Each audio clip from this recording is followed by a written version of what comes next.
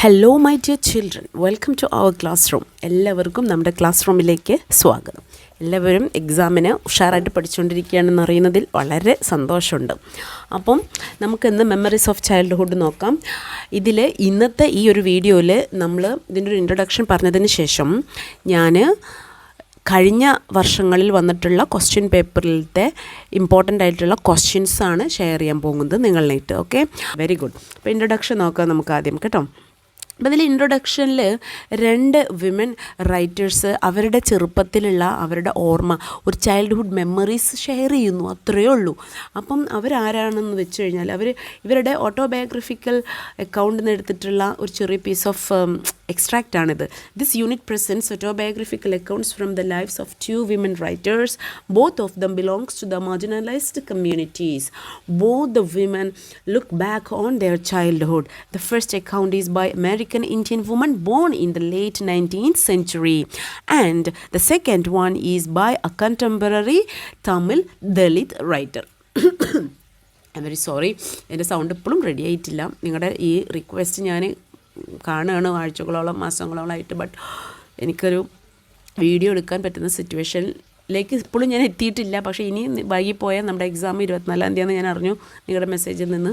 അപ്പം വൈകിപ്പോകും, അതുകൊണ്ട് ഓരോന്നായിട്ട് എടുത്ത് നോക്കാം, ശ്രമിക്കാം. ഓക്കെ, അപ്പം ആരാന്ന് മനസ്സിലായില്ല. ഇവർ രണ്ടുപേരും, ഒരാൾ American born lady, then other one ഒരു ഇന്ത്യൻ ദളിത് റൈറ്ററാണ്. അപ്പോൾ ഇവർ കണ്ടംപററി റൈറ്ററാണ്. അപ്പോൾ ഇവരുടെ പഴയ ചെറിയ ചൈൽഡ്ഹുഡിലെ ഒരു മെമ്മറിയാണ് നമ്മളുമായിട്ട് ഷെയർ ചെയ്യുന്നത്. ആൻഡ് ഇറ്റ് ഈസ് അബൌട്ട് രണ്ടും ഈ ഡിസ്ക്രിമിനേഷനും ഒരു സോഷ്യൽ കൾച്ചറൽ ബിലീഫ്സും കാര്യങ്ങളൊക്കെ ഉണ്ടല്ലോ നമ്മുടെ നാട്ടിൽ ഉണ്ടായിരുന്നല്ലോ, ഇപ്പം അത്ര അധികം ഇല്ല അന്ന്. അപ്പം ഒരെണ്ണം in the cutting of my long hair describes how mercilessly her long and beautiful hair was forcibly cut. She was dragged out. She cried and resisted by kicking and scratching wildly. She was tied fast in a chair but didn't submit. No one came for help and not a soul consoled her. Which means ആ ഒരു ഇതിൽ പറയുന്നത് forcibly അവളുടെ hair cut ചെയ്തു.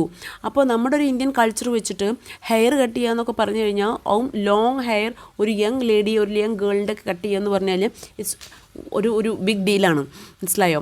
അതായത് അന്നത്തെ കാലത്ത് hair cut ചെയ്യുക അവരുടെയൊക്കെ വിശ്വാസപ്രകാരം വിഡോസിൻ്റെ ഹെയർ കട്ട് ചെയ്യും, യുദ്ധത്തിൽ തോറ്റവരുടെ അല്ലെങ്കിൽ ഭീരുക്കൾക്കൊക്കെ ആണെങ്കിൽ ഷോർട്ട് ഹെയർ ഉണ്ടാവുക, അങ്ങനെ ഒരു മിസ്കോൺസെപ്റ്റ്സുകൾ ഉണ്ടായിരുന്നു. അപ്പോൾ ഒരു സാധാ ഒരു ഇക്കണോമിക് ഇന്ത്യൻ ലേഡിയെ സംബന്ധിച്ചിടത്തോളം ലോങ് ഹെയർ അതും ഫോഴ്സിബിളി കട്ട് ചെയ്യുക എന്ന് പറഞ്ഞാൽ വലിയ ഒരു it's kind of cutting your neck, right? Okay, and the second one, we too are human beings, describes how Indian society is ridden with the evil of untouchability. Untouchability we know, right? നമുക്ക് അറിയാവുന്ന കാര്യമാണ്. നമ്മൾ ഒരുപാട് ഹിസ്റ്ററിയിലും സോഷ്യലിലൊക്കെ പഠിച്ചിട്ടുണ്ട് അൺടച്ചബിലിറ്റിയെ കുറിച്ചിട്ടൊക്കെ. തൊട്ടുകൂടായ്മ. Bama describes experienced it. She is upset by the inhuman attitude of the people belonging to the higher caste towards lower caste.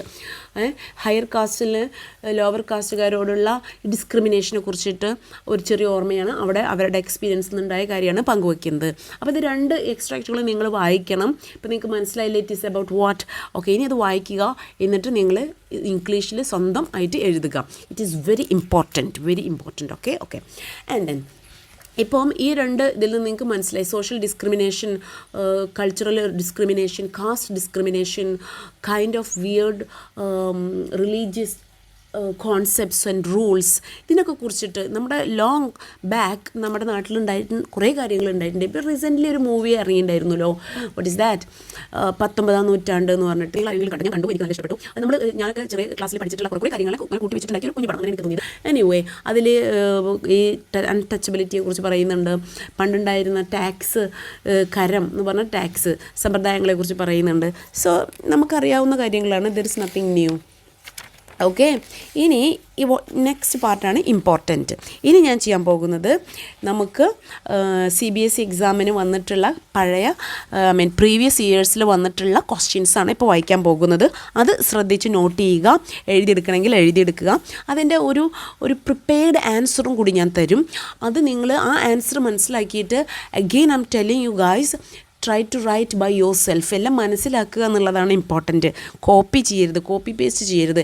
എന്നിട്ട് നിങ്ങൾ എഴുതണം, നിങ്ങളുടെ സ്വന്തമായിട്ട് നിങ്ങളുടെ ലാംഗ്വേജ് എടുത്ത് എഴുതണം. അപ്പോഴേ അവിടെ ഒരു ഡെവലപ്മെൻറ്റ് ഉണ്ടാവുന്നുള്ളൂ. നമ്മുടെ CBSE ബോർഡ് നമ്മളെ കൊണ്ട് ഈ കഥകളും കവിതകളും ഈ ഹിസ്റ്ററികളും എല്ലാം പഠിപ്പിക്കുന്നത് എന്തിനാ?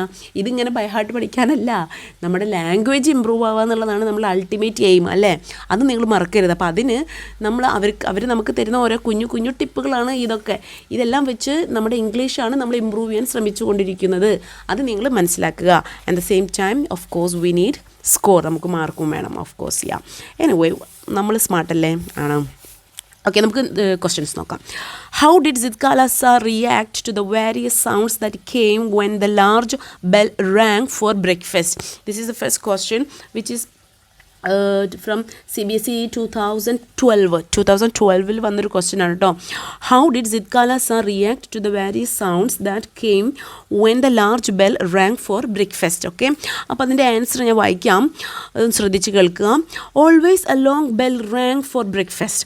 It loud metallic sound crashed into Zidkalasa's sensitive ears. The clattering sound of shoes on the floor annoyed her. It disturbed their peace. Then she would hear constant clash of harsh voices. All these voices created a bedlam. Zidkalasa found herself trapped in such a bedlam, and all her struggle to free herself from it was useless. So this is the answer. It's a prepared answer. നിങ്ങൾ അത് മനസ്സിലാക്കിയിട്ട് you have to write by yourself. Please, I really appreciate you guys if you can do it. Okay, next question. At the dining table, why did Zidkalasa begin to cry when others started eating? Okay, this question is from CBSE 2016.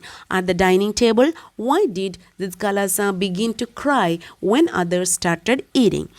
The girls were marching into the dining room. A pale-faced woman followed them. The boys entered at an opposite door. Zidkalasa was feeling very uncomfortable. A small bell was tapped. The pupils were seated. Zidkalasa had to crawl back into her chair. She glanced at the long chain of tables. She caught the eyes of the pale-faced woman upon her.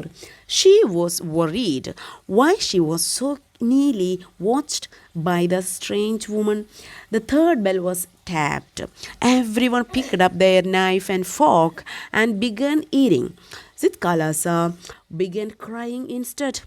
She was overwhelmed by the unbearable environment and also for being nearly watched by the strange woman. Which woman? The pale-faced woman. Sorry. So this is the answer, okay? So let's move on to the next question. Eating by formula was the hardest trial in that first day, said Zidkalasa. What does she mean by eating by formula? It's a good question. CBSE 12. For Zidkalasa, eating by formula was the hardest trial on the first day. First, a small bell was rang. The students drew their chair from under the table. Zidkalasa did the same. Then a second bell was sounded. All were seated at last. A man's voice was heard at one end of the hall. All others hung their heads over their plates. The man ceased his mutterings. Then a third bell was sounded. Everyone picked up his knife and fork and began eating. You got it? So this is what we call formula eating. What's that? Eating by formula. Anyway, let's move on to the next question, which is from 2016 CBSE examination. What was Zidkala's idea regarding short shingled hair? What was his concept? What was her idea, or what she talks about this small short shingled hair? Zidkalasa belonged to a different background and culture than that of the authorities of her school. At her place, short and shingled hair were disliked and hated. Their mothers had taught them to have only long and heavy hair. Only unskilled warriors who were captured had their hair shingled by the enemy. You got it? ഈ യുദ്ധത്തിലൊക്കെ പിടിക്കപ്പെട്ട വാരിയേഴ്സിനെ മൊട്ടടിച്ചിട്ട് വിടും, അല്ലെങ്കിൽ ജയിലിലിടും. അങ്ങനെ ഒരു സമ്പ്രദായം ഉണ്ടല്ലോ. അങ്ങനെയൊക്കെയാണ് അവരുടെ നാട്ടിൽ. Among her people short hair was worn by mourners and shingle hair by cowards. Short hair specially ഞാൻ പറഞ്ഞില്ല ആദ്യമേ, വിഡോസ്, മോണേഴ്സ്, എന്തെങ്കിലുമൊക്കെ വലിയ ദുഃഖം നഷ്ടങ്ങളൊക്കെ ഉണ്ടായവർക്ക് short hair. Shingle hair by cowards, ഭീരുക്കളൊക്കെയാണ് ഈ മൊട്ടത്തലയൊക്കെ ഉണ്ടാവുക. അപ്പം this is what the concept or ideas about short and shingle hair for Zitkala. അതുകൊണ്ടാണ് അവൾക്കത് ഇറ്റ്സ് എ ബിഗ് ഡീലായിട്ട് തോന്നിയത് മുടി കട്ട് ചെയ്യുക എന്നുള്ളത്.